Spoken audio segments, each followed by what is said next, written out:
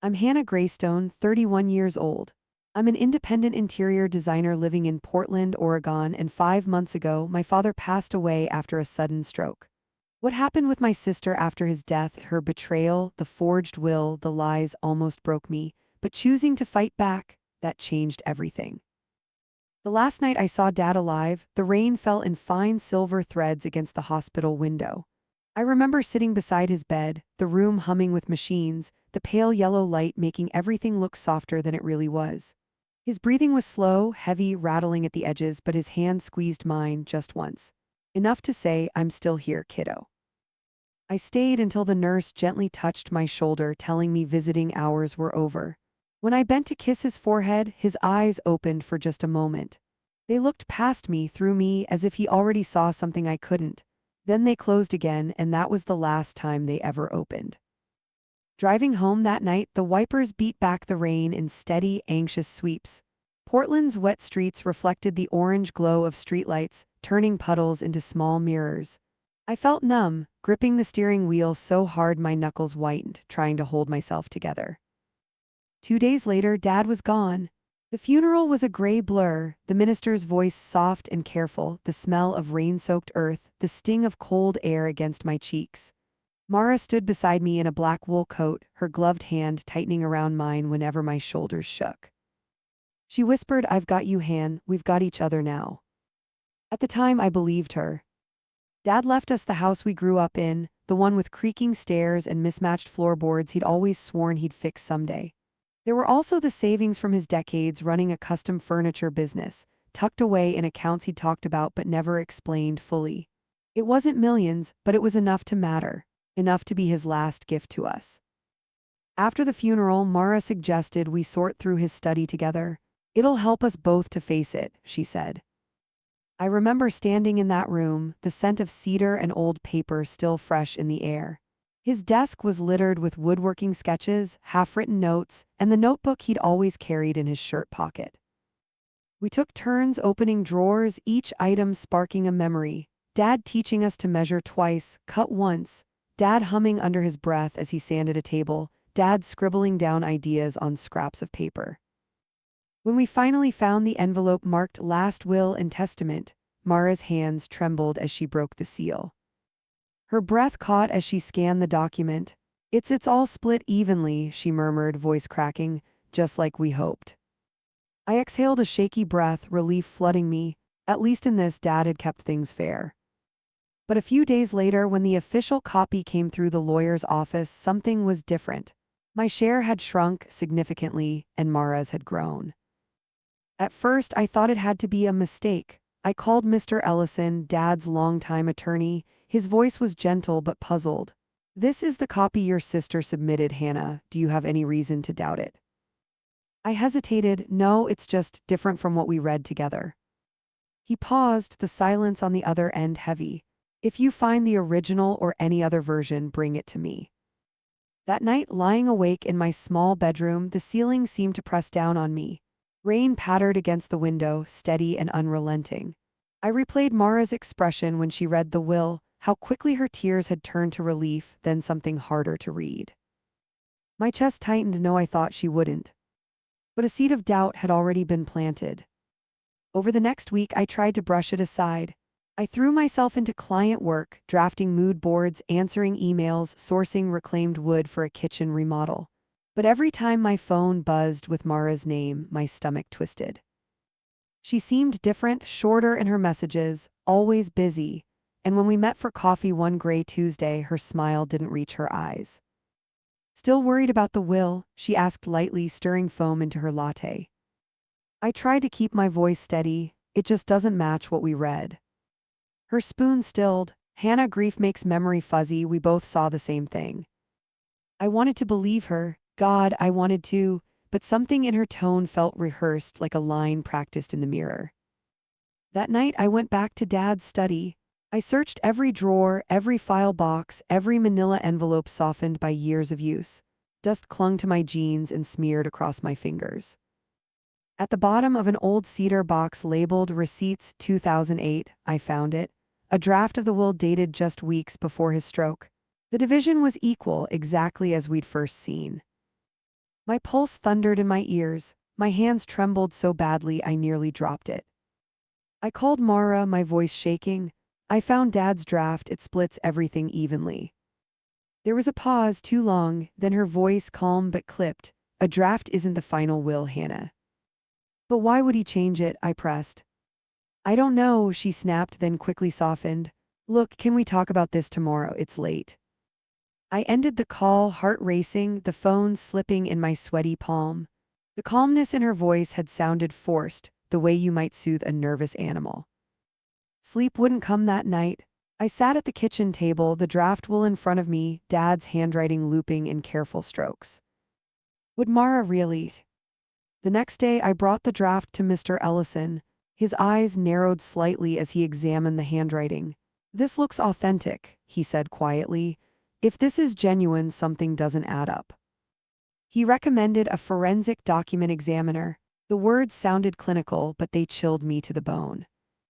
A week later, the examiner's report came back. Dad's signature on the final submitted will, the one that favored Mara, didn't match. It was forged. The room seemed to tilt, my breath catching in my throat. For a moment, all I could see was Dad's face, the warmth in his eyes, the trust he'd placed in us to do right by each other. My sister had betrayed that trust. And me. The next morning, I called Mara, my voice barely held together. We need to talk. Silence, then what about? You know what about, I whispered. She hung up. That night the rain returned, drumming against the windows like a warning. My hands shook as I typed out the fraud claim Mr. Ellison had drafted. Filing it meant crossing a line I could never uncross. It meant turning against the only family I had left. But it also meant protecting Dad's wishes and, in some small way, protecting the part of myself that still believed in right and wrong. As I hovered over send, my reflection in the dark screen looked back at me, tired, hurt, but resolute. With a trembling breath, I clicked. The draft flew off into the ether, and something inside me broke and something else hardened. Outside, thunder rolled over the Willamette River, the city lights smudged into streaks by the rain. I whispered into the quiet, I'm sorry, Dad, but I won't let her erase you. In that moment, I didn't know what would come next, the anger, the threats, the fear, but I knew one thing, I wouldn't back down. The morning after I sent the fraud claim felt heavier than any morning before. Portland's sky was a flat, stubborn gray, and the air smelled of wet concrete and fatting leaves. I stood by the kitchen window, clutching a chipped mug of tea that had long since gone cold, staring out at the rain-soaked yard. The wind rattled the branches of Dad's old maple tree, the one that had dropped leaves big enough for Mara and me to pile into forts when we were kids. But now, even that tree felt like a monument to something broken. My phone buzzed on the table, loud in the quiet. I flinched before I picked it up. Unknown number. Hannah Greystone, a clipped voice asked. Yes, I answered, my voice catching in my throat. This is Detective Morales from Portland PD. We received notice of your fraud claim against your sister, Mara Greystone. I'd like to meet to go over your statement and the evidence you submitted. I swallowed hard. Yes, of course, when? Today, if possible, she said, her voice professional but not unkind. My office at 2. My heart pounded so hard I thought she might hear it through the phone. I'll be there. After the call ended, I set the mug down, my hands trembling so much the tea sloshed over the rim, staining the table. This was real now, no longer just whispers in the dark or quiet doubts in my own head. The law was involved, in Mara. What would she do when she found out? I forced myself to shower and dress.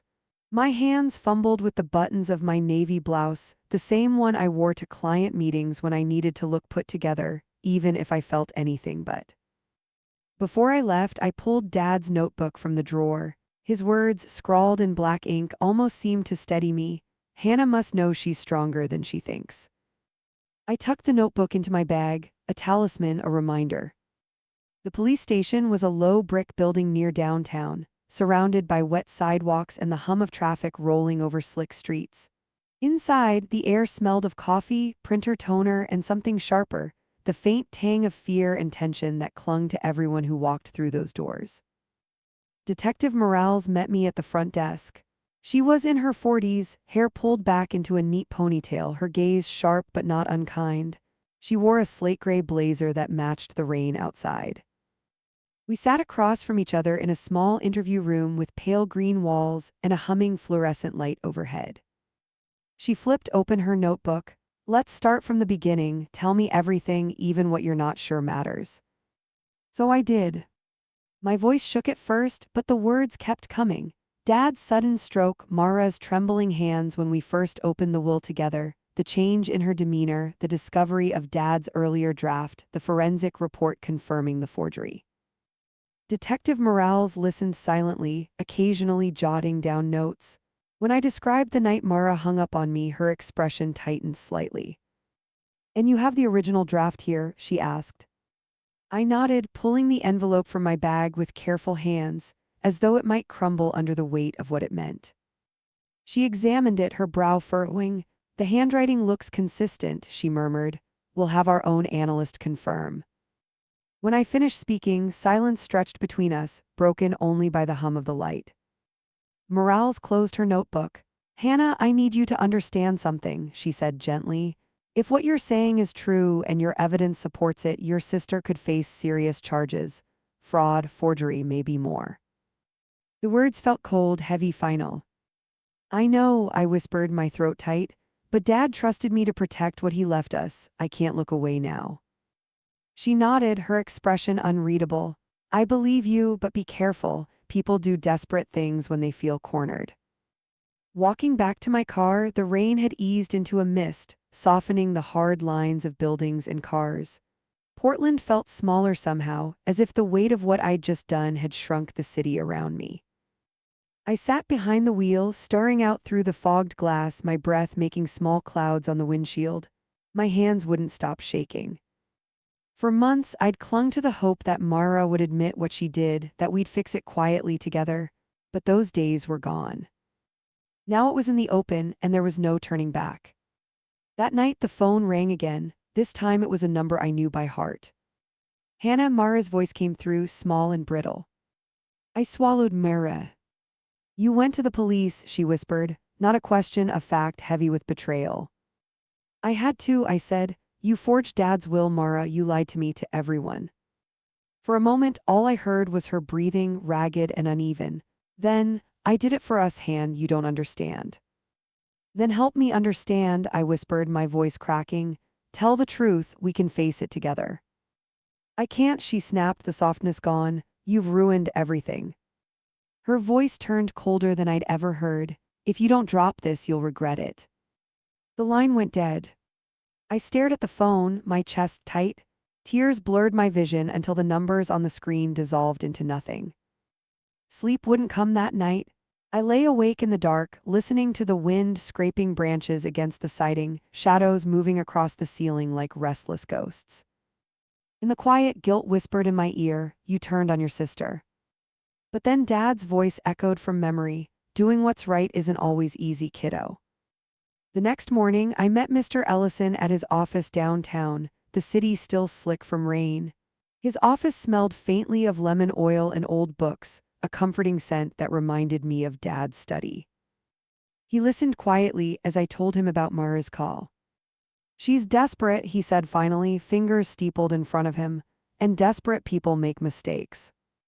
"What if she tries to destroy evidence, move the money?" I asked. "We've already petitioned the court to freeze the accounts," he said. "She can't touch them now." His calmness steadied me, but fear still clawed at the edges of my resolve. "What if she comes after me?" I whispered. He looked at me, his gaze steady. "Then we'll deal with it. But Hannah, don't back down now. Your father's wishes deserve to be honored." Leaving his office, I walked through the downtown streets, the air cold enough to sting my cheeks. In the window of a small cafe, I caught my reflection, tired eyes, hair damp from mist, mouth set in a line I barely recognized. I looked like someone bracing for a storm. That evening, back home, I sat at Dad's old oak desk. The wood was worn smooth where his elbows had rested, his notches and pencil marks still faintly visible. I opened his notebook again, running my fingers over the words. "Hannah must know she's stronger than she thinks." I whispered, "I'm trying, Dad, I really am." At midnight, a noise jolted me awake, the sharp crack of gravel shifting outside. My heart leapt into my throat. I slipped from bed, my feet cold on the floorboards, and moved to the window. Through the curtains, I saw the vague shape of a figure standing at the edge of the yard, half hidden by the maple tree. My breath caught. For a long heartbeat, we both stood frozen, watching each other across the wet grass. Then the figure turned and walked away, disappearing into the shadows. I pressed my forehead to the cold glass, my breath clouding the pain. Fear trembled in my chest, but beneath it something harder took root: resolve. The next morning, Detective Morales called. "We've confirmed the signature on the will is forged," she said, her voice firm. "And we've traced offshore transfers linked to Mara's accounts. We're moving forward." My mouth went dry. What happens now? "She'll be formally charged," Morales said. "It won't be easy, Hannah, but it's the right thing." The words landed like stones in my chest. I thanked her, my voice barely above a whisper. That night I stood on my porch, the cold wind stirring my hair, and looked out over the yard. The maple tree's bare branches swayed against a sky the color of old slate. I thought of Dad sanding a chair under that tree, the smell of sawdust in the air. Of Mara and me as girls, chasing each other through fallen leaves, our laughter echoing between the fence and the house. So much had been lost, but the truth remained unbreakable even when everything else fell apart. I closed my eyes, breathing in the cold, damp air until my chest stopped shaking. Whatever comes next, I'll face it, I promised silently. For Dad and for me. The morning after Detective Morales confirmed they'd be pressing charges against Mara, the air felt sharper than usual, like each breath scraped the inside of my chest.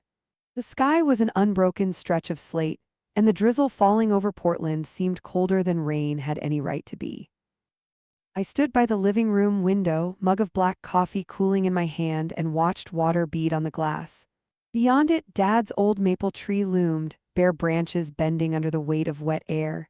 Even stripped of leaves, it looked stubborn, still holding its ground. That stubbornness felt familiar. Maybe it's what I'd inherited from him, along with his love for small details.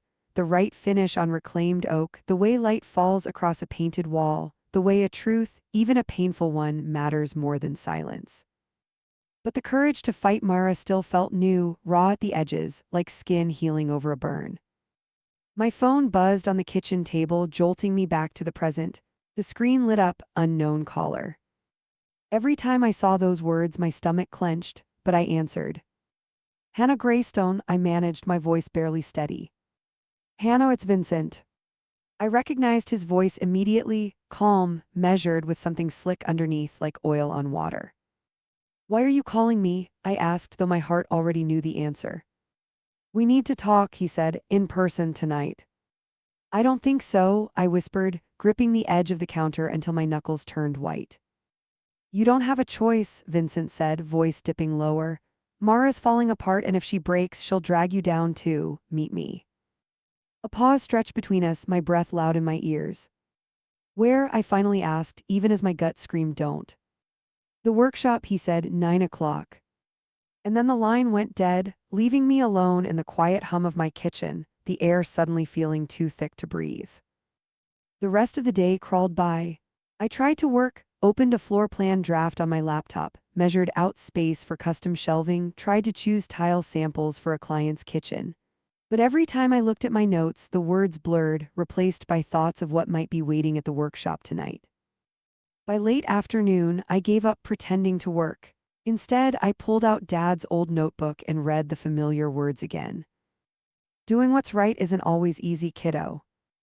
I closed my eyes, whispered, "I know, Dad," into the stillness of the room. The light faded early, as it does in Oregon winters. Shadows stretched across the floor, creeping up the walls until the whole house felt wrapped in dusk. By 8:30, I couldn't sit still any longer. I grabbed my raincoat and slipped my phone into the pocket, heart pounding so hard it felt like it echoed in the hallway. The workshop was less than 15 minutes away, an old brick building Dad had leased for decades. After he passed, Mara and I had agreed to keep it running until we figured out what to do with it. Its red door was chipped and scarred from years of weather and use. Tonight, under the spill of the single yellow security light, It looked like the entrance to something darker than memory. I hesitated outside, rain soaking the shoulders of my coat, my breath coming in tight, quick bursts. Part of me wanted to turn and run to let Vincent talk to the empty night instead of me. But instead, I pushed the door open. Inside, it smelled of sawdust, oil, and something faintly sweet, cedar from the last project Dad had worked on. The familiar scent almost undid me. Vincent stood near the workbench wearing a black wool coat, his hair damp from rain. His eyes followed me as I stepped inside. "You came," he said. "You left me no choice," I shot back, the words coming sharper than I'd planned. His mouth curved into a humorless smile. "You always did have a backbone, just like your father." "Don't talk about him," I snapped. Vincent raised his hands, palms out. "All right, let's get to it." I folded my arms over my chest, willing my hands not to shake. "What do you want, Vincent?" "To fix this," he said, stepping closer, "before Mara does something stupid." Like forging Dad's will, the words slipped out, sharp as broken glass. His eyes narrowed. "She did that for the both of you. You could have had everything, now you're going to have nothing." "I don't want stolen money," I hissed. Vincent's gaze chilled. "You think the truth matters in court? You think a judge cares about your righteous anger? Evidence can disappear, memories fade, but if you keep pushing this, you and Mara will both end up with nothing." My breath caught, fear sparking low in my stomach. "Are you threatening me?" "I'm offering you a way out," he said, voice dropping. "Withdraw your claims, leave the money with Mara, walk away." "And if I do?" His silence said everything. For a long moment, we stood there, the hum of the old overhead light filling the space between us. My heart thudded painfully, but under the fear, something else glowed stubbornly. Resolve. "No," I said quietly. Vincent tilted his head as if he hadn't heard. "I won't walk away," I repeated, louder this time. "Dad trusted us. Mara betrayed that. I won't betray him too."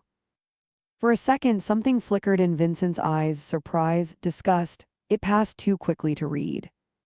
"Then you've made your choice," he said. "I have," I whispered, my voice steady even as my hands trembled. I turned and left before he could answer, the cold night air hitting me like a slap. My breath came in ragged bursts as I stumbled to my car, keys slippery in my shaking hand. Inside, I sat gripping the steering wheel, my forehead pressed against the cold glass. The rain beat steady rhythms on the roof, but inside the car, it felt like the world had gone still. I drove home on autopilot, headlights smearing across wet pavement, the city blurred through rain-specked glass. Back at the house, I locked the door behind me, then leaned against it, letting out a shuddering breath I hadn't realized I'd been holding. Fear clawed at my chest, but for the first time it didn't feel paralyzing. Instead, it felt like a necessary cost of doing what was right. The next morning, Detective Morales called again. "We received word Mara's lawyer is requesting a meeting," she said. "She may want to negotiate. Are you open to that?" "I don't want to hurt her," I whispered, "but I can't let this go." "That's fair," Morales said. "We'll see what she says." Later that afternoon, I met Mr. Ellison at his office again. Rain streaked the windows behind his desk, the city outside looking softened by mist. He studied me quietly for a moment. "You look tired," he said gently. "I am," I admitted, "but I'm not backing down." He nodded, his eyes approving. "Good, because I think Mara about to break." "What do you mean?" "She's seen the evidence," he said. "She knows we have the forensic report, the offshore transfers. Her lawyer hinted she might confess." The words landed in my chest with a strange mix of relief and heartbreak. "I don't want her to go to prison," I whispered. "I know," Ellison said softly, "but the choice was hers, Hannah. You're only asking for the truth." That night I couldn't sleep. I walked through the house, the old floorboards creaking under my bare feet, the rooms dimly lit by the glow of streetlights outside. I ended up in Dad's study, the notebook open on the desk. My fingers traced his words over and over. "Hannah must know she's stronger than she thinks." The truth was, I did know now. Even if it hurt, even if it cost me my sister. The next morning, Mr. Ellison called. "Mara has agreed to meet," he said, "tomorrow at my office." My breath caught, my heart pounding. "Just us." "Just us," he confirmed. "Are you ready?" I don't know, I whispered, but I'll come. That night, I stood by the window, watching rain blur the city lights into pale ribbons of color. For the first time in months, I felt something like peace. Not because it would be easy, it wouldn't be, but because I wasn't running anymore. I whispered into the quiet, I'm ready, Dad. The morning of the meeting dawned cold and brittle, the Portland sky a flat sheet of pewter. I stood by my bathroom mirror, toothbrush in hand, staring at my own reflection until the steam from the shower faded and left me face to face with the woman I had become. Tired eyes rimmed in pale shadows, hair I barely remembered brushing, a mouth set into a line harder than it had ever been before. But behind the exhaustion there was something else, something firmer, steadier. Resolve. I dressed carefully, black slacks, a charcoal sweater that felt like armor, and Dad's silver watch, the one he used to set on the nightstand before bed. The face was scratched, the leather strap worn, but when I fastened it around my wrist, it felt like a quiet promise. I'm here, Dad, I'm still trying. Mr. Ellison's office was on the 12th floor of an old brick building downtown, overlooking the Willamette River. The view was usually comforting, but this morning, the water looked gray and restless under the low sky. I arrived 10 minutes early. The receptionist offered me coffee I didn't taste, and I sat in the waiting area, my hands clamped around the warm cup. When Mara arrived, the air seemed to tighten around us. She wore a dark blue coat, her hair twisted into a low bun. Her eyes were shadowed, skin paler than I remembered, and for a brief, heart-wrenching second I didn't see the woman who had lied and betrayed me. I saw my sister, the same girl who used to share secrets under the covers, whispering about crushes and dreams. Her gaze met mine, then flicked away. Neither of us spoke. Mr. Ellison stepped into the hall. Come in, he said softly. The conference room smelled faintly of lemon polish and old wood. Rain tapped softly against the window, the river below hidden in fog. We sat across from each other at the long table. Mara's lawyer, a severe-looking woman in a black blazer, sat beside her, while Mr. Ellison took his seat next to me. For a moment no one spoke. The room seemed to echo with old memories and unsaid words. Finally, Mr. Ellison began. We're here to discuss your client's position, Mara. Hannah is prepared to hear what you have to say. Mara's lawyer cleared her throat, then looked at Mara. It's better if you speak, Mara. Mara's fingers twisted in her lap, nails bitten to the quick. When she finally looked up, her eyes glistened. I did it, she whispered, voice so low I almost didn't hear. I forged Dad's signature. The words seemed to hang in the air, sharp and heavy. My breath caught in my throat. Even though I'd known, even though the evidence proved it, hearing her say it tore something open inside me. She really did it. Why? I whispered, my voice barely there. Mara's shoulders sagged. I thought I could fix everything, she murmured, staring at the table. Vincent had debts, big ones. He told me if we could get the money, it would all be okay, and Dad always gave me more when I asked, I thought. Her voice cracked. I thought you wouldn't fight me, that you'd understand. I felt my chest tighten, a swirl of anger, grief, and a love I wished I could kill but couldn't. I would have helped you, I whispered, my voice trembling. All you had to do was ask, Mara, why didn't you trust me? Her eyes met mine, then haunted, hollow. Because I didn't trust myself, she whispered. Mr. Ellison spoke next, his voice calm, measured. Mara, your confession matters, but there are consequences. The evidence of the forgery and the transfers remains. Mara's lawyer leaned forward. My client is prepared to return the money she took and cooperate fully. She asks that charges be reduced if possible. The room seemed to narrow around me, the ticking of the old clock on the wall loud in the silence. I closed my eyes. Dad's voice floated back from memory. Doing what's right isn't always easy, kiddo. I don't want to see her in prison, I whispered, my voice cracking, but she has to face what she did. Mara swallowed hard, tears tracking down her cheeks. I know, she whispered, I know. After the meeting ended, Mara lingered by the doorway as her lawyer stepped out to make a call. For a moment, it felt like we were alone, just sisters, no lawyers, no walls of betrayal between us. Hannah, she whispered. I turned to face her, my chest so tight it hurt to breathe. I'm sorry, she choked out, her voice breaking. I know I don't deserve forgiveness, but I'm sorry. Tears pricked at my own eyes. My throat ached with everything I wanted to say, with the weight of years of love and months of anger. I loved you, I whispered. I still do, but you broke something I don't know how to fix. I know, she whispered, fresh tears spilling over, and I'm so scared, Han. For a second, my hand lifted as if to touch her arm, but I stopped. I'm scared too, I admitted, but we can't go back. Her face crumpled. I know, she whispered again, as if the words were all she had left. I left the office building feeling strangely light and unbearably heavy at the same time. The rain had stopped, but the sidewalk still gleamed wetly, reflecting the dull winter sky. At a crosswalk, I caught my reflection in a storefront window, eyes red from crying, hair clinging to my face from mist. But the woman staring back looked steadier than she had in months. That night, I sat alone at Dad's old desk, the notebook open in front of me. My fingers traced the words that had become my anchor. Hannah must know she's stronger than she thinks. I whispered them aloud, tasting each syllable. I know now, Dad, I murmured, I know. A week later, Detective Morales called. Mara has officially confessed and returned the funds, she said. The DA will recommend reduced charges because of her cooperation. Relief and grief tangled in my chest. Will she still go to prison? I asked, my voice small.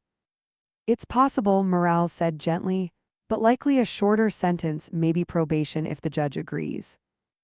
Thank you, I whispered, though I wasn't sure who I was thanking. That evening, I visited the workshop. The place smelled just as it always had: sawdust, oil, and the faint sweetness of cedar. Dust motes danced in the shafts of light slanting through the high windows. I ran my fingers along the old workbench, tracing the scratches Dad's tools had left over the years. In the quiet, memories rose like ghosts: Dad whistling softly as he sanded a chair leg, Mara and me playing hide-and-seek among unfinished cabinets, the three of us sharing sandwiches at the back table, laughter echoing off brick walls. My chest ached with the weight of what we'd lost. But in the ache there was something gentler too, a memory of love that had been real, even if it had fallen apart. As I locked up to leave, I glanced back at the workshop one last time. For the first time, it didn't feel haunted by betrayal. It felt like what it always had been, a place built by my father's hands, filled with the echoes of love, pain, and truth. Outside, the rain had stopped, and a thin band of pale light glowed on the horizon. I pulled my coat tighter around me and whispered into the cold air, "I'll be okay, Dad." And for the first time in months, I believed it. In the days that followed Mara's confession, the world around me seemed to shift in small but unmistakable ways, as though something in the air had loosened. The drizzle that had hung heavy over Portland for weeks finally eased, giving way to mornings touched by pale, uncertain sunlight. I started noticing little details again: the way the maple tree outside my window caught the first hints of gold, how the reflection of passing clouds rippled across the Willamette, and the soft hush of leaves brushing against old siding when the wind blew. Yet beneath this new stillness, an ache persisted, deep, steady, as if my chest had forgotten how to draw a full breath. Mara had confessed, yes. The stolen money had been returned, but nothing could rewind the months of silence, the accusations, the nights spent staring at my phone, hoping for a message that never came. And most of all, nothing could bring Dad back. One gray morning, I stepped into the workshop again, this time without Vincent's shadow lurking in the corners of my memory. The air smelled of sawdust and old pine, the space filled with half-finished pieces, each carrying some trace of my father's vision. A curve here, a pencil mark there. I moved slowly, trailing my hand over the edges of a narrow bookshelf whose sides Dad had carved with winding vines. Dust clung to my fingertips, but I didn't brush it away. Instead, I pressed my palm flat against the wood as if the warmth of memory might seep through. It surprised me how alive he felt in this place, more than at the cemetery, more than in the photographs scattered across my apartment shelves. Here, his presence seemed etched into every grain, every tool resting patiently in its place. Later that afternoon, Mr. Ellison called to confirm the next step: Mara's court hearing where she would formally enter her plea. My stomach twisted at the thought of sitting behind her in that silent, cold room, listening to words that would be recorded forever: fraud, forgery, guilty. But I knew I had to go. Not to watch her fall, but because not going would mean turning my back again. And I'd done enough of that, even if it hadn't felt like it at the time. The day of the hearing arrived draped in low clouds, the kind that seemed to press the city flat. I woke early, pulled on a dark dress and Dad's watch, then sat for a while at the edge of my bed, fingers tangled in the hem of my coat. "You can still stay home," part of me whispered. But another part, the part that had grown sharper since Mara's betrayal, pushed me to stand. At the courthouse steps, my legs felt unsteady. Each step inside felt heavier than the last, as if I were walking underwater. The courtroom smelled of varnished wood and stale coffee. The judge's bench loomed ahead, framed by flags and heavy drapes. Mara sat at the defense table, her posture rigid, face pale under harsh overhead lights. Her lawyer murmured something to her. She nodded without lifting her gaze. I took a seat near the back, my coat still damp with mist. Around me, the quiet murmurs of other people waiting for other hearings blurred into white noise. When the judge finally called Mara's case, the courtroom seemed to shrink, the air itself growing denser. Mara rose, shoulders squared but shaking ever so slightly. The clerk read the charges in a voice so flat it seemed unreal: fraud, forgery of a will, attempted unlawful enrichment. The words echoed, each syllable slicing deeper than I'd expected. Mara's voice, when it finally came, was a rasp barely above a whisper: "Guilty, Your Honor." And there it was, the final admission in front of strangers, stamped into the record of our lives. The judge's gaze was steady, almost weary. "Because the defendant has returned the funds and cooperated fully, sentencing will be scheduled at a later date. Bail remains as set." A soft shuffle of papers, the murmur of voices, and just like that, the moment we'd both dreaded for months was over. Mara turned slightly, her gaze brushing past me, landing somewhere over my shoulder. Her eyes looked emptier than I'd ever seen them. For a second I thought she might cry, but instead she just nodded, almost imperceptibly, then sat back down, her hands folded tightly on the table. Outside the courtroom, my chest felt so tight I could barely draw breath. I leaned against the cold marble wall, pressing my palm flat to steady myself. The air smelled of floor polish and old paper, oddly comforting in its ordinariness. Part of me had imagined that hearing her say guilty would bring relief, a sense of justice fulfilled. But instead, all I felt was an ache, raw, unfinished. Later, I stopped by a small cafe near the courthouse.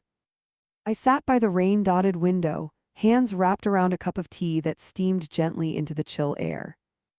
Outside, pedestrians passed under umbrellas, the city alive with its usual hum. But I felt suspended, caught between what had been and what might come next. That evening, back at my apartment, I pulled Dad's notebook from the drawer again. The pages felt softer from being handled so often, corners curled slightly. "Hannah must know she's stronger than she thinks." The words felt different now, less like comfort, more like acknowledgement. 2 days later, Mara called. The phone screen flashed her name, and for a moment my thumb hovered over decline. But instead I answered. "Hi," I whispered. For a heartbeat, neither of us spoke, then softly, "Hi, Han," she murmured. Her voice sounded hoarse, brittle around the edges. "I wanted to thank you," she continued, words tumbling quickly now, "for not pushing for the maximum sentence, for still showing up." My throat tightened. "I could not be there," I said, voice shaking. "You're still my sister, Mara." She drew in a shaky breath. "I don't deserve that." "Maybe not," I whispered, "but it's the truth." Silence stretched, filled with the hum of the city beyond my window. "Will you ever forgive me?" she asked finally, her voice small. Tears welled in my eyes. "I don't know," I whispered, honest and aching, "but I hope someday." "Yeah," she whispered back, "me too."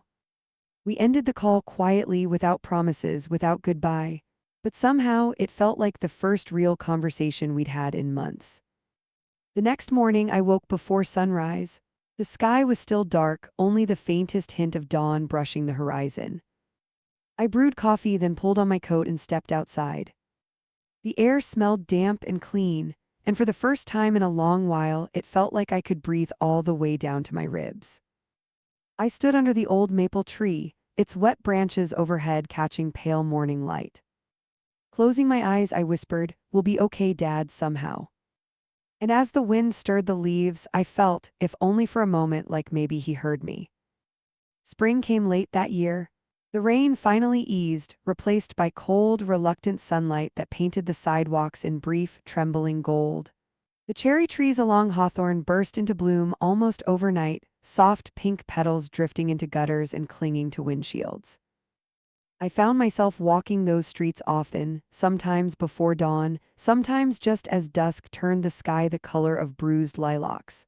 I told myself it was just to clear my head, but in truth, I think I was searching for something I couldn't yet name. Every morning, I stopped under the old maple outside my apartment, tracing its rough bark with my fingers. It had survived storms, wind, and winter. Each year it bloomed again, quiet, steadfast, unremarked, but alive. Maybe that's what I wanted too. A week after the court hearing, I visited Mara at her condo. I hesitated at her door, the wooden frame chipped where the doorknob had struck it too many times. My stomach twisted into a tight knot. Would she slam the door? Would she even open it? But when she answered, she didn't look surprised. Her hair hung loose around her shoulders, darker than I remembered, and she wore an oversized sweatshirt I recognized from college, a pale, washed-out blue thing that used to belong to me. We stood staring at each other in the doorway, the silence thick enough to touch. "Hey," she whispered. "Hey," I echoed. She stepped aside and I crossed the threshold. Inside, the place felt strangely empty. The living room was neat but sparse, as if she'd started packing but hadn't finished. A stack of boxes stood near the hallway, some half-sealed with tape. "I'm selling the condo," she said, catching my gaze. Her voice was flat, but there was a tremor under it. "Part of the agreement with the DA, and I can't afford it anymore anyway." My eyes fell on the photos still on the mantel. One of Dad, smiling under the shade of the maple. One of the two of us on Cannon Beach, wind tangling our hair, our arms thrown around each other's shoulders. For a moment, it felt like that version of us still existed, living in the glossy paper, untouched by the months that had followed Dad's death. "I don't know what to say," I admitted, my voice cracking. "You don't have to say anything," she murmured, sinking onto the edge of the couch. I sat across from her, perching on a chair that wobbled slightly on the hardwood floor. The silence stretched, punctuated only by the muffled sounds of traffic outside. Finally, she spoke, her eyes fixed on her bitten fingernails.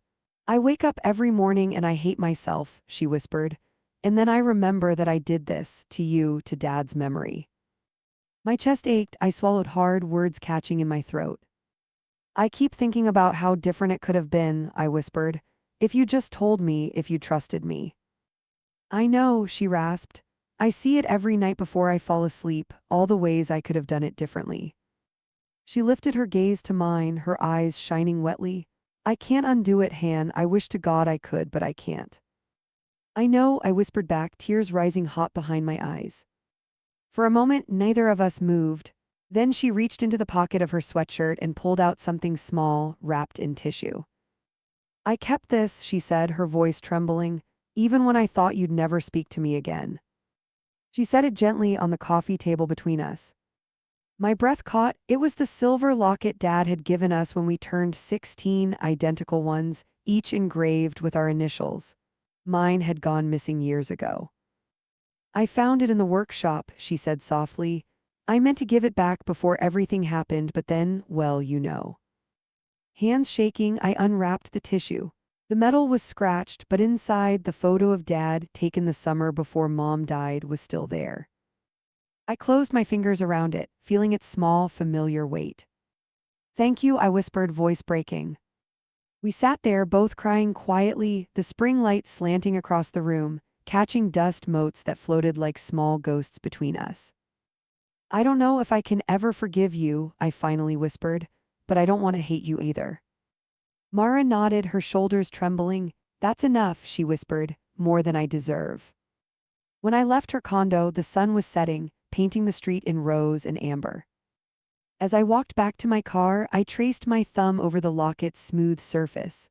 For the first time in months, the anger in my chest felt quieter, like a fire burning low instead of roaring out of control. Days slipped into weeks. The cherry blossoms fell, carpeting sidewalks in soft drifts of white and pink. The maple outside my window unfurled new leaves, pale and tender at first, then deepening into summer green. Slowly, life crept back into the empty spaces grief had hollowed out. I took on new design projects, small at first, a couple's kitchen remodel, a built-in bookshelf for a retired teacher who kept every novel she'd ever loved. Each job felt like stitching something back together, thread by patient thread. One afternoon, while measuring a client's dining room, I caught my reflection in a dusty window pane. Same tired eyes, same scars. But the woman staring back didn't look as fragile as she had in winter. Mara called sometimes, always careful not to assume I'd pick up. We didn't talk about the hearing anymore. Instead, we spoke about ordinary things: the rain, a book she'd read, a memory of Dad sanding a chair until midnight because he couldn't sleep. The calls were short, tentative, but they were ours. Sentencing day arrived under a sky as pale as bone. I didn't know if I should go. Part of me wanted to stay home, to hide from seeing Mara in that courtroom again. But another part, the part that remembered Dad's steady hands, the part that refused to abandon her completely, told me I had to be there. So I went. The courtroom felt colder than before, the polished wood reflecting harsh overhead light. Mara wore a simple dress, her hair pulled back. Her eyes found mine as she entered, and though neither of us smiled, we nodded, a silent, fragile acknowledgement of what we still shared. The judge spoke quietly, summarizing the case, the cooperation, the returned funds. And then he pronounced the sentence. 18 months in prison, with eligibility for early release if she completed counseling and community service. My breath caught. Not probation, not freedom. But not the worst outcome either. Mara closed her eyes when she heard the words, her shoulders shaking once, then stilling. As they led her away, she glanced back at me. I lifted my hand, just a small gesture. She gave a barely perceptible nod, then disappeared through the side door. Outside, the air felt strangely gentle, the city alive with late spring breeze. Tears blurred my vision, but for the first time, they weren't only for what was lost.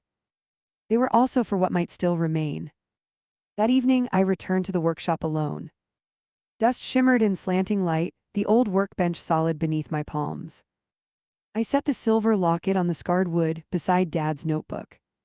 We're still here, I whispered into the quiet, broken but here. And as the light faded, something inside me settled, not healed but quieter. Ready maybe to start again. Summer arrived in Portland almost shyly that year. It tiptoed in under gray skis, then stretched out slowly until the days grew warm and the scent of cut grass mingled with drifting hints of roses from neighborhood gardens. I found myself working late at the workshop most nights. Maybe because it felt like the only place where the noise inside my head quieted, or maybe because Dad's ghost felt closest there, hovering in every scarred beam and dusty window pane. Some evenings, I'd stand at the big double doors as the sun dipped behind the river, the sky turning molten orange that melted into lavender. And in those moments, breathing came a little easier. One Friday, I decided to sand and refinish the old side table Dad had nearly finished before he died. It had sat in the corner for over a year, half covered with a sheet, as though neither Mara nor I could bear to touch it. I set it on sawhorses, pulled my hair back, and fitted a fresh sheet of sandpaper into the sander. The motor thrummed under my palms, vibrating into my bones, and I worked slowly, as if I could smooth away grief itself. Dust rose in fine clouds, catching late sunlight like floating threads of gold. My throat tightened, remembering how Dad would pause every so often, brush the sawdust from the wood, and smile at how the grain emerged richer and warmer with each pass. In those moments, the years fell away, and I could almost see him beside me, shoulders stooped, eyes gentle, humming under his breath. When the tabletop was finally smooth, I turned off the sander and ran my hand over the surface. Warm, polished, alive. It felt like a small promise, that something broken could become whole again, not as it was, but as something new. The next morning, I sat on the porch with coffee, watching the world wake. Birds chattered in the maple, a runner jogged past, and somewhere down the block, a sprinkler hissed to life. For the first time in months, I realized I wasn't waiting for my phone to ring. Mara had been gone a few weeks now, not far but far enough to feel the silence. I missed her, and I hated that I missed her. Later that day, I received a letter from her. The envelope was plain, her handwriting familiar but more careful, as if each letter had been measured. Han, I've started counseling here. At first I thought it would be a punishment, but it turns out I needed it more than I knew. I've been thinking a lot about Dad, about you, about how I kept telling myself I did this to protect us when really it was to protect myself. It feels like a lie I swallowed so often it became truth. I don't expect forgiveness, I just hope someday you'll let me try to earn back your trust. Until then, I'm thinking of you. Love, Mare. I set the letter down, chest tight, tears burning behind my eyes. Reading her words felt like running my fingers over an old bruise, tender, painful, but a sign of healing. Days blurred into weeks.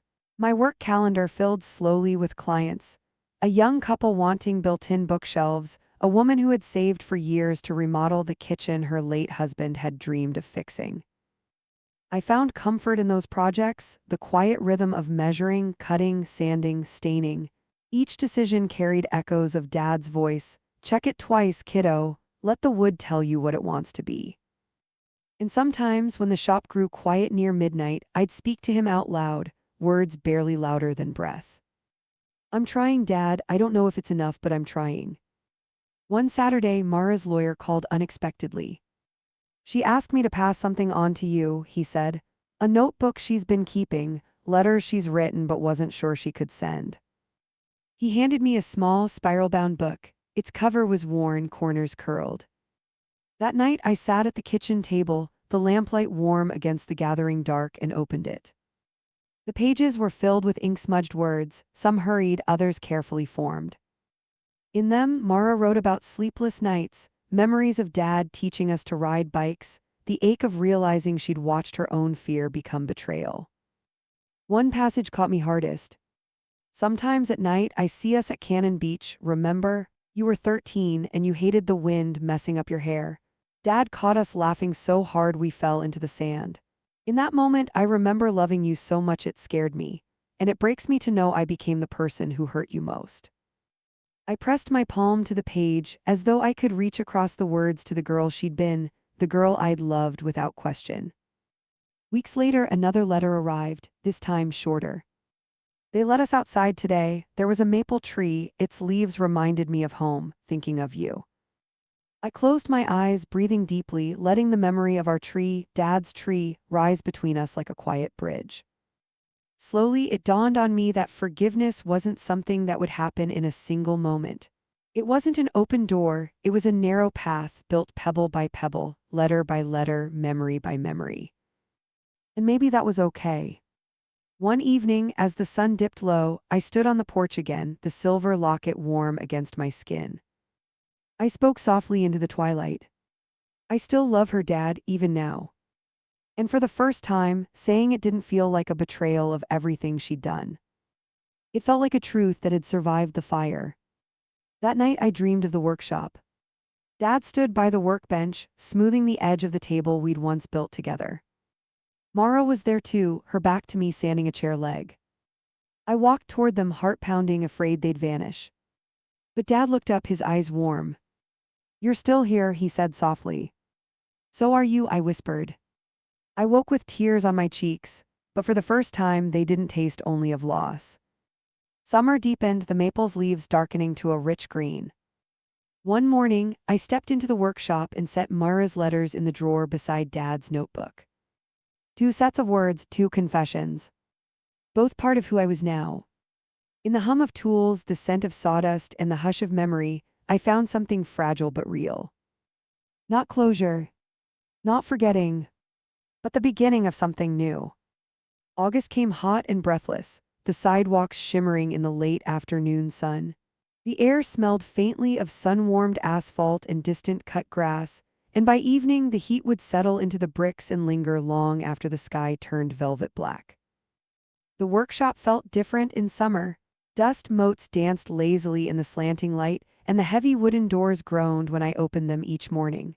The scent of old wood and varnish mixed with the tang of hot metal from tools left in the sun. I found myself spending more and more time there not because I had to, but because I wanted to. Somewhere in the slow rhythm of sanding and measuring, in the smell of cedar and pine, my chest felt lighter, my breath deeper. One late afternoon, I was working on a narrow oak bench when my phone buzzed on the corner of the work table. It was a collect call. The automated voice read Mara's name in its flat, mechanical tone. My hands hesitated. For a moment, the old ache flared, the memory of what she'd done, what she'd confessed. But I answered. "Hey," I said softly. "Hey," her voice crackled, thin with distance and bad reception. "I can't talk long," she began, words tumbling out. "But they let us call once a week, and I wanted to hear your voice." Her words caught, and for a heartbeat, neither of us spoke. Outside, a breeze stirred the leaves of the maple, sending dappled sunlight sliding across the workshop floor. "How are you?" I asked finally. "I'm okay," she said. "Better than I thought I'd be. It's strange, quieter here than I imagined. Gives you time to think, you know." I did know. I thought of my own quiet nights in the workshop, alone with Dad's unfinished projects and the ache that had settled in my chest since everything fell apart. "I started writing again," she added, voice softer. "Letters I'll probably never send, but it helps." "I'm glad," I whispered. The silence that followed wasn't awkward. It felt like something gentle, something shared. "I miss you," she said. "I miss you too," I whispered, the truth of it catching in my throat. The call ended too quickly. The dial tone hummed in my ear as I stood in the sawdust-scented quiet, phone warm in my hand, heart heavier than before, but softer too. That night, I unlocked Dad's notebook again.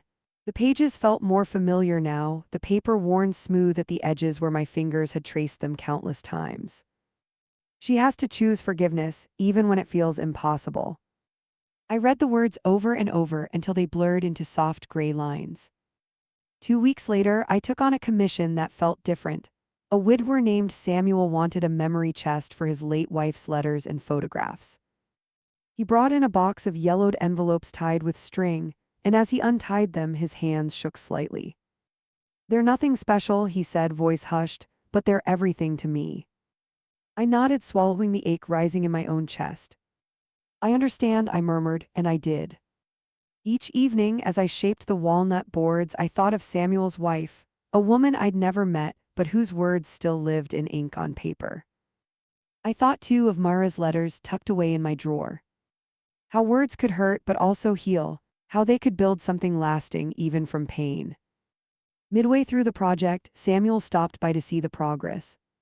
He traced his hand over the unfinished wood, eyes glassy. "You're giving me back a piece of her," he whispered. His words sat heavy in my chest. "I think," I said slowly, choosing each word, "we're both trying to do that." He looked at me, a quiet question in his gaze, but didn't ask it. Summer deepened, the heat swelling until nights felt heavy with it. I slept fitfully, waking before dawn, my thoughts tangled in what-ifs and maybes. One morning, I stepped onto the porch before sunrise, the air cool against my bare arms. The sky was painted in soft bands of pink and gold, the maple's leaves rustling gently overhead. I thought of Dad standing in the same spot, coffee in hand, watching the morning light spill over the rooftops. "Are you proud of me?" I whispered into the stillness. A breeze stirred the air, lifting a strand of hair from my cheek. In the hush that followed, I thought maybe. One Sunday, Mara called again. Her voice was clearer this time, steadier. "They started a woodworking class here," she said, almost shy. It reminded me of Dad. "That's good," I murmured, surprised at how warm my chest felt. "I made a small box," she added, and I could hear the quiet pride in her voice. "It's not perfect, but it felt good to make something with my hands." "It's never about perfect," I whispered. "Dad always said that, remember?" She laughed, soft, real. "Yeah, perfect's boring," he'd say. For a moment, we both laughed together, the sound crackling through the phone line, bridging months of silence. After we hung up, I sat on the workshop steps, the late afternoon sun slanting across the concrete. The laughter still echoed in my ears. And for the first time, it didn't feel like it belonged to a memory. It felt like it belonged to now. Weeks passed, the maple's leaves darkened into deep, lush green, humming with bees in the heat. I finished Samuel's memory chest, carefully lining it with soft velvet. When he came to pick it up, he ran his hand over the smooth grain, tears slipping silently down his cheeks. "It's beautiful," he whispered. "She would have loved it," I said softly. He looked at me then, really looked, and nodded. "Thank you," he whispered. "You've given me something to hold on to." After he left, I stood alone in the empty workshop, dust dancing in golden light.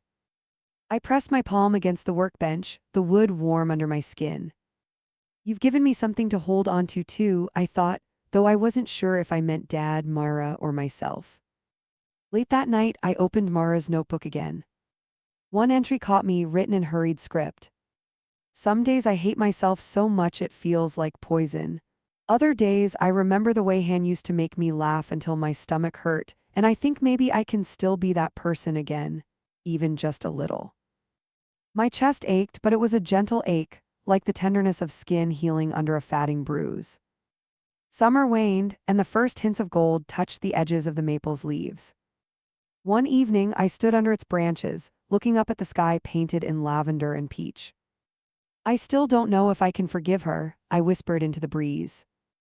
The leaves rustled, catching the last light. "And maybe that's okay," I whispered, "but I want to try." In the quiet that followed, I felt something inside me loosen, not gone, but lighter. That night I wrote a letter of my own. "Dear Mara, I don't know what forgiveness looks like yet, but I do know I want to keep trying, because under everything that happened, you're still my sister, and I still love you, even when it hurts. Love, Han." As I sealed the envelope, my hands trembled. But my heart felt steady. Autumn drifted quietly into Portland as if afraid to announce itself. The mornings turned crisp, breath fogging in the chill air, and the maple outside my apartment shed its first pale gold leaves onto the sidewalk. I'd always loved this season, the hush that seemed to settle over the city, the way the light softened and deepened, as though everything was touched by amber. But this year, it felt different. Each falling leaf reminded me that time kept moving forward whether I was ready or not. The day after I mailed Mara my letter, I couldn't think about anything else. At the workshop, I caught myself sanding the same edge over and over, lost in what she might feel when she read my words. Part of me feared she wouldn't answer. Another part, quieter but stubborn, hoped she would. Days turned to a week, then two. One gray morning, as rain traced patterns on the windows, I found a letter in the mailbox. Her handwriting, careful and familiar, jumped out at me instantly. I stood there on the porch, heart pounding, the envelope trembling in my hands. Inside, the paper was soft from where her pen had pressed deeply into the lines.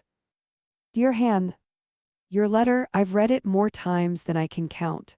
I didn't know if you'd ever write to me again, and seeing your words felt like someone turned on a light in a room I'd forgotten existed.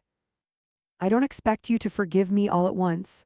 Honestly, I'm not sure I've forgiven myself yet, but knowing you want to keep trying means more than I know how to say. I'm still in counseling.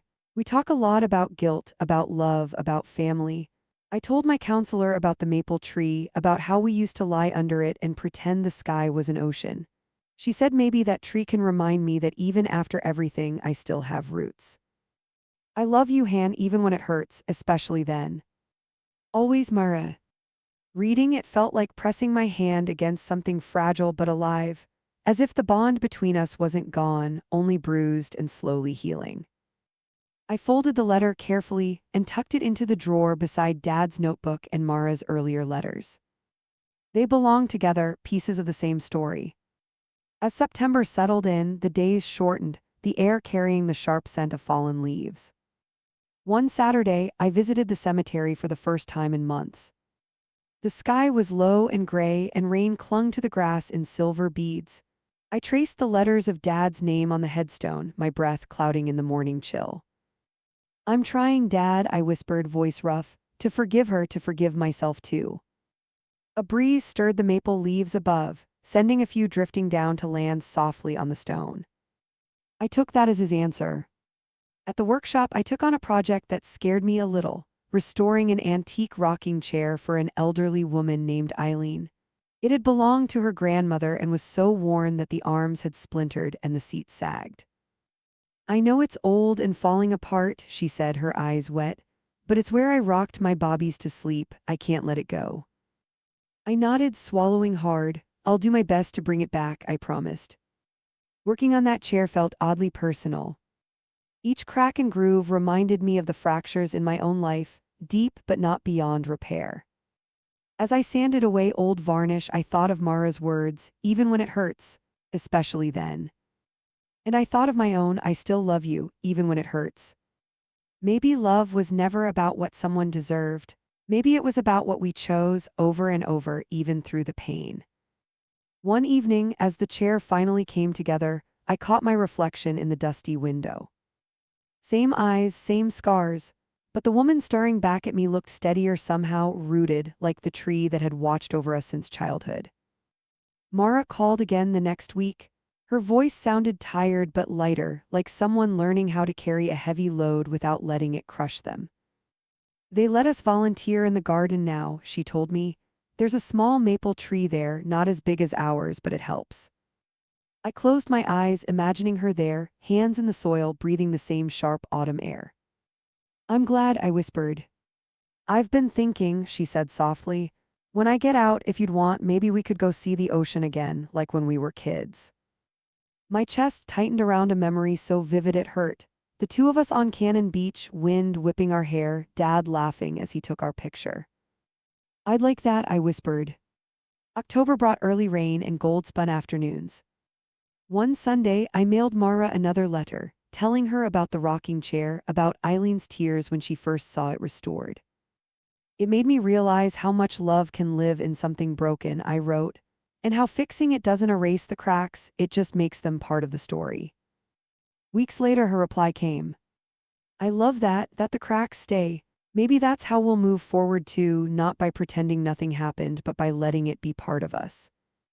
As the days cooled, the maple shed more leaves, carpeting the sidewalk in gold and rust. Each morning, I'd sweep them away, watching new ones drift down like small, soft reminders that change never truly stops. One night, I dreamed of Dad again. He stood at the workshop bench, smoothing wood grain with his calloused hands. You've always been stronger than you think, Han, he said, his voice as warm as I remembered. When I reached out to touch his arm, I woke instead, heart pounding, eyes wet. In the morning, the workshop felt different. Sunlight streamed in, catching dust motes that floated like gold flecks. For the first time, I wasn't just working to quiet my thoughts. I was building something new. That week, I started a project just for me, a small hope chest carved with winding maple leaves. Each curve felt like a prayer, each chisel mark a confession. I didn't know what I'd keep in it yet, but the act of making it felt right, like stitching a seam back into place. One evening, as the sun dipped behind rooftops and the sky turned the color of old rose petals, I set down my tools and traced the leaves with my fingertips. The wood felt warm under my hand, alive in its own quiet way. I think we're going to be okay, I whispered to Dad, to Mara, to myself. Winter settled gently over Portland, the city softening under thin layers of mist and occasional frost that silvered rooftops and left grass edged in white. Mornings came late, evenings came early, and the world felt wrapped in a hush that made every footstep sound louder, every breath more visible in the cold air. The maple outside my window stood bare now, its branches a dark silhouette against slate skies. Yet even stripped of leaves, it felt steadfast, as though it trusted spring would come again. I held on to that thought. December brought Mara's early release. She called me from a payphone near the gates, voice shaking, words tumbling over each other like stones in a stream. They let me out, she whispered, breath fogging in the cold. I'm out, Han, and I don't know where to go first. I stood in the workshop, the hum of the heater in the background, hands suddenly cold despite the warmth. Come home, I whispered, voice catching. If you want, come here. There was a pause on the line, a soft, surprised intake of breath. Are you sure? She asked so quietly I almost didn't hear. I'm sure, I whispered back. She arrived 2 hours later, stepping out of a rideshare car into the sharp December air. For a moment, neither of us moved. The last time we'd stood face to face outside the courthouse still lived between us, sharp-edged and unfinished. But then she dropped her bag and crossed the short distance, her arms wrapping around me in a hug that was at once awkward and familiar. I stiffened for a heartbeat, then let my arms close around her. She smelled faintly of laundry detergent and cold wind. Her shoulders shook. "I'm sorry," she whispered against my hair, voice cracking. "I'm so sorry, Han." "I know," I breathed, "I know." Inside, we sat on the couch, knees almost touching, the late afternoon light slanting in pale through the window. She looked thinner, her face older, eyes still shadowed but clearer somehow, like someone who had finally stepped out from behind their own lies. "I kept waiting for you to change your mind," she said softly, fingers twisting in her lap. "I did," I admitted, more than once. She nodded, eyes wet. "I don't blame you." We sat in silence, broken only by the faint ticking of the wall clock. Finally, I reached into the drawer of the side table and pulled out her letters, the spiral notebook, the folded pages, the envelope she'd sent last. "These, they helped," I whispered, "not right away, but they did." Her breath caught, tears slipping free. "I wasn't sure if you'd read them." "I read them," I whispered, every word. That night we made tea in the small kitchen. The kettle hissed, steam curling into the chilly air. She leaned against the counter, watching me add honey to my mug, just the way I always had. "Some things don't change," she said softly, almost smiling. "Some things shouldn't," I answered. We stood there, the kitchen light turning the walls warm gold against the winter dark. Later, she asked if she could see the workshop.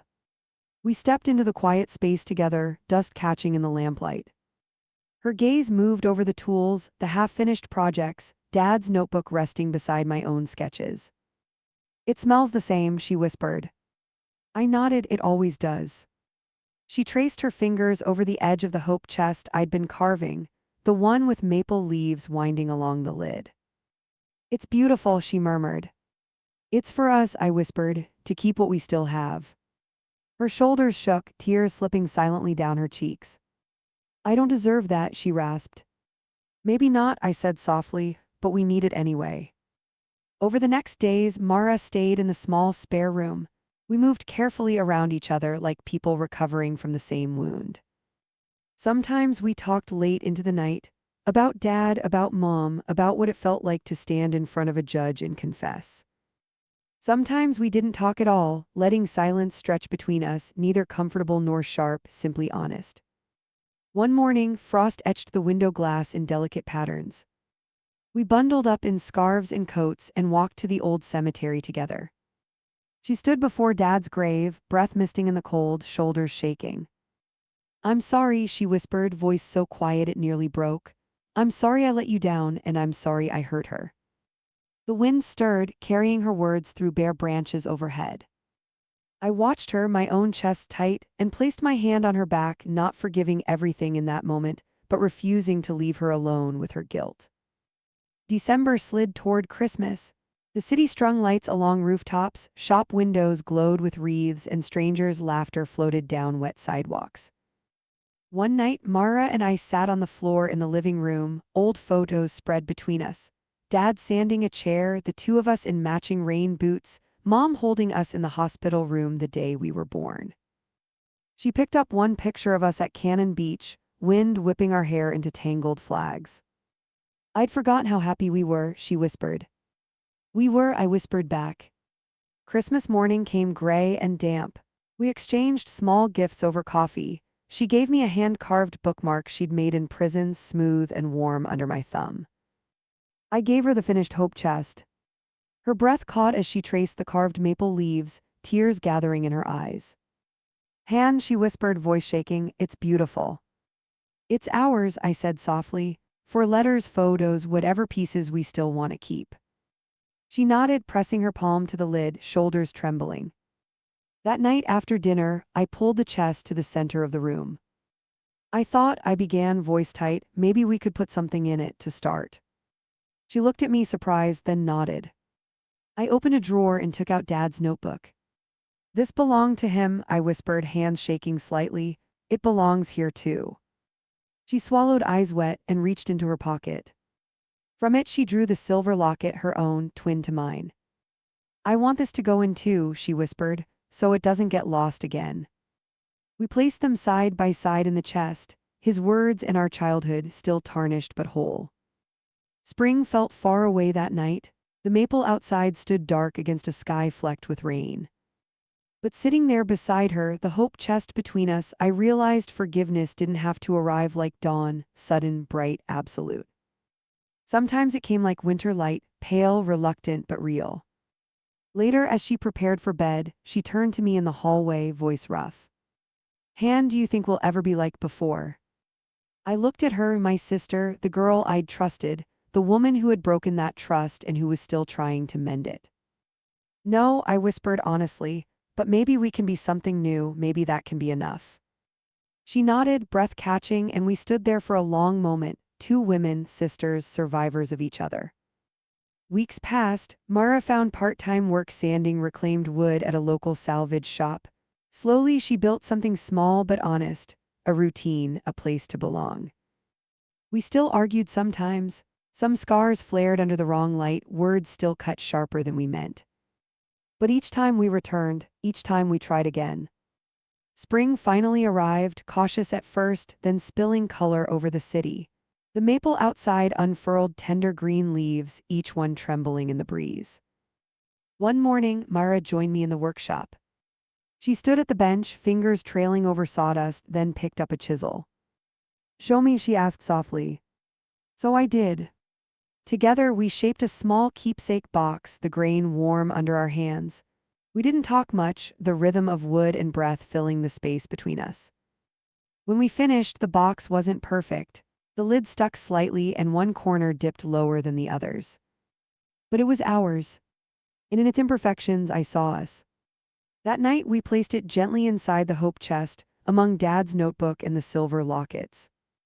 Pieces of what was lost, pieces of what remained, pieces of what we were still becoming. Standing there, side by side, I realized forgiveness hadn't erased the past. It had folded it into something bigger, a story that held grief and love and regret in the same breath. And for the first time, that felt enough. Outside, the maple swayed in a soft wind, its leaves catching the early light. And beside my sister, my chest aching but steady, I whispered into the quiet. "We're still here.